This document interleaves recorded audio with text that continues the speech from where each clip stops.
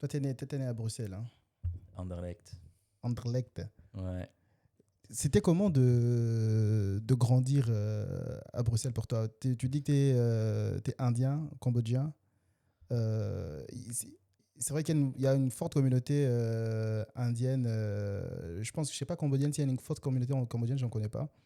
Mais est-ce que c'était différent pour toi de grandir Euh, la communauté cambodgienne est relativement petite.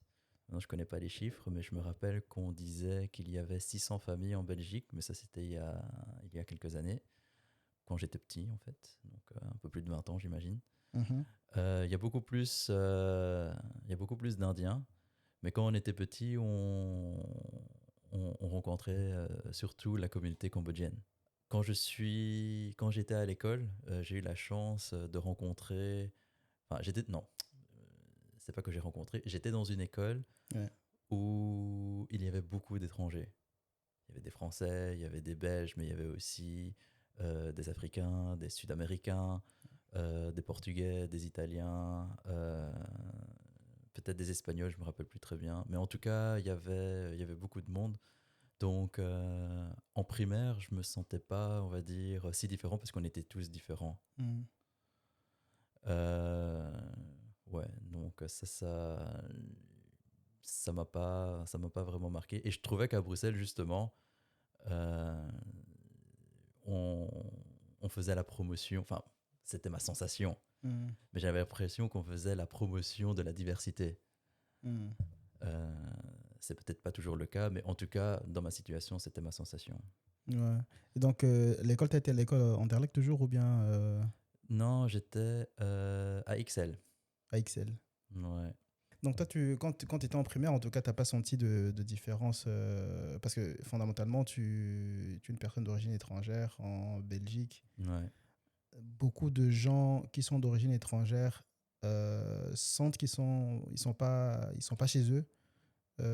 Pas nécessairement frontalement, mais simplement en regardant la composition de la société, tu dis, OK, voilà, je suis différent. Du coup, il y a quelque chose de différent en moi. Mais toi, t'as pas... J'ai pas ressenti ça en primaire. et plus tard, tu l'as ressenti? Euh, En secondaire, j'ai peut-être senti que j'étais différent, mais pas parce que j'avais une peau de couleur différente. Ouais.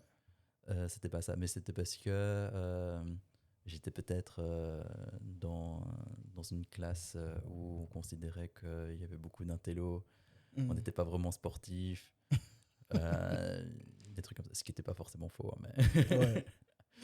mais ouais, j'ai pas ressenti euh, j'ai pas ressenti qu'on me dévisageait parce que j'avais une peau de couleur différente. Et à l'université, bon, là, Ouais, là, c'est... y a Ouais. aucun problème. On est tous différents là-bas. Donc. Ouais, ouais, exactement. Euh, En secondaire, toi, tu étais bon à l'école, je suppose. Parce que je pense que quand on s'est rencontrés la première fois, je t'avais dit, je sais pas si tu te rappelles, je t'avais dit, t'as une tête d'intello. Et toi, tu m'as dit, non, je suis pas un intello. Non, j'étais dans une très bonne classe en secondaire. Ouais, Euh, des gens brillants ouais, euh, qui étaient vraiment très forts. Et donc, par rapport à eux, j'étais beaucoup moins fort. ok, En primaire, ouais, c'était relativement facile, on va dire. ouais, ouais, Je sais pas très bien pourquoi c'était facile, mais je trouvais que c'était facile. En secondaire, euh, en première, j'avais de bons résultats, et en allant vers la réto, j'avais de moins en moins de bons résultats. ok. Euh, enfin, j'ai réussi, hein, donc ça m'a bien formé, Euh, mais j'ai senti que je dégraissais. J'avais probablement la mauvaise méthode euh, d'études. Ouais, C'était beaucoup de par cœur. Euh, c'est pas forcément, c'est pas forcément une méthode que j'ai pu appliquer à l'université. ouais. Mais en tout cas, je me rendais pas compte. Mais au fil des années en secondaire, je performais de moins en moins. Mais tu vois, il y a ce truc qu'on lit souvent des familles asiatiques, en tout cas en Occident. Il y a une forme de stéréotype. Hein. Je ne suis pas là pour poursuivre les stéréotypes, mais il y a ce stéréotype-là que les familles asiatiques, ils sont très assidus au niveau des études. Ouais, ça c'est Et, pas faux, je ouais, pense. et que, tu vois, quand je regarde, parfois je regarde des stats sur les entreprises américaines, tu vois, Mhm. où on voit clairement qu'il y a beaucoup de personnes d'origine indienne qui sont en train de diriger les sociétés américaines. Ouais. Tu vois, c'est un peu le cas aussi peut-être en Angleterre. C'est comment de grandir. Donc, toi, tu dis que ton papa, il est indien, Ouais, ta maman, elle est cambodgienne. ouais, C'est comment de grandir chez toi? Parce que tu as une sœur, et je pense que vous êtes qu'à deux. ouais. C'est comment de grandir chez vous? Est-ce que chez vous, tes parents, ils étaient vraiment derrière vous sur les études ou bien vous êtes devenu assez indépendant, toi particulièrement assez indépendant assez rapidement? Donc, ouais, il faut que je me souvienne, mais j'avais l'impression que ma mère me poussait pour, euh, pour, euh, pour terminer parmi les premiers de la classe. Donc, c'est-à-dire que quand tu dis que ta mère, elle te poussait, ça se traduisait par quoi? C'est-à-dire qu'elle était derrière toi pour les devoirs, elle regardait que tu fasses tes devoirs. Même pas, même pas. Elle n'était pas derrière moi pour m'aider à faire les devoirs. Oui. Je sais pas si elle aurait pu m'aider d'ailleurs. Euh, Elle était juste là pour dire que c'était important. Ok, c'était juste plutôt un rappel régulier, te dire il faut que tu bosses beaucoup à l'école pour que Ouais, tu sois un. ouais, ouais, Ouais. peut-être que pour elle, c'est aussi enfin, c'était une fierté de dire, ah ben voilà, Oui, mon fils, voilà, on n'est pas d'ici, mais mon fils et ma fille, ils ont réussi à l'école primaire. Je sais pas oui, si elle pouvait dire la même chose en secondaire, mais ouais. bon, c'était peut-être aussi une fierté. Mais en tout cas, pour elle, c'était important euh, pour une perspective d'avenir de, d'étudier et de terminer dans les premiers.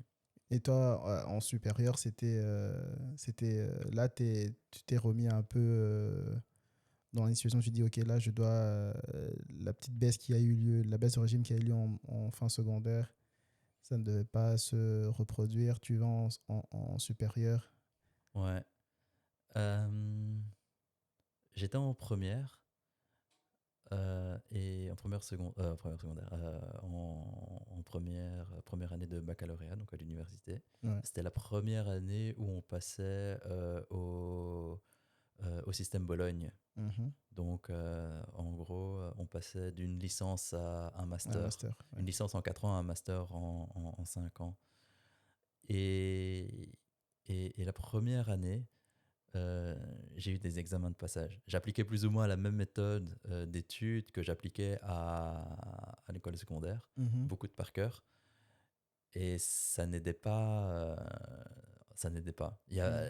La quantité de matière à assimiler Mhm. était super importante. Il y avait aussi, je passais du temps à ranger mes affaires, regarder, tu vois, avant les examens, tu avais Roland Garros, Mhm. tu avais des fléchettes, Mhm. ou tu avais aussi un peu de billard comme ça pendant les... Je passais plus de temps à regarder ça plutôt qu'à étudier certains cours que je trouvais pas intéressants à l'époque. Ok. Ouais. Et j'utilisais cette méthode donc de beaucoup de par cœur. Et ça a eu pour conséquence que j'ai raté quelques examens. Et pour la première fois, j'ai eu des examens de passage. C'est pas que tu as beaucoup d'examens de passage en primaire ou en secondaire, ça peut arriver. Ouais. Mais pour moi, c'était quelque chose de choquant.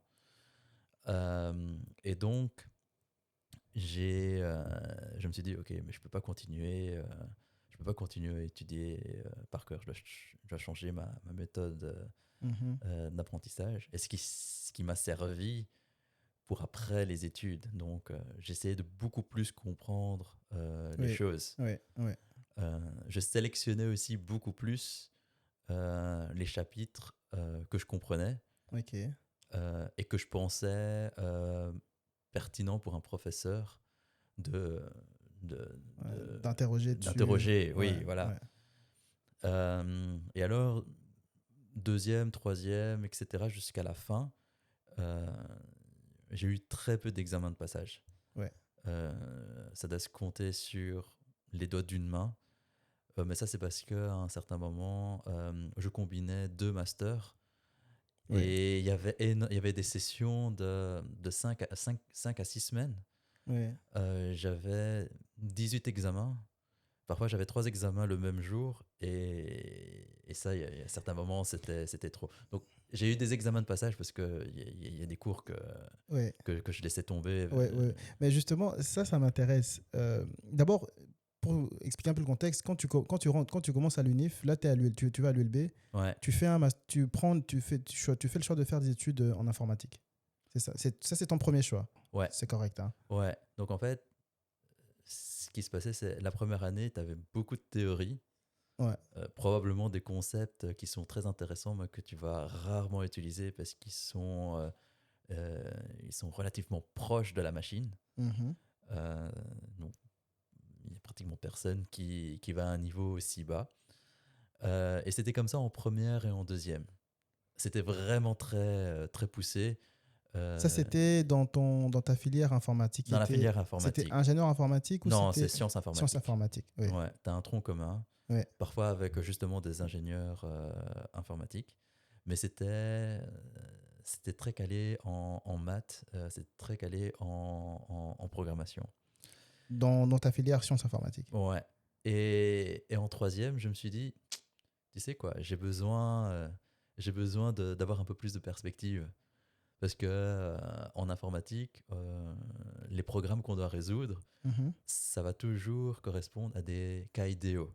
Mhm. Mais dans ma tête, je me faisais déjà, euh, j'avais déjà dans l'idée que ça marche pas comme ça dans la vie. Dans la vie, euh, tout n'est pas un cas idéal. D'ailleurs, les profs et les assistants, ils indiquaient toujours, OK, nous, on fait des cas idéaux, mais dans la vie, ça se passe jamais comme ça. Mhm.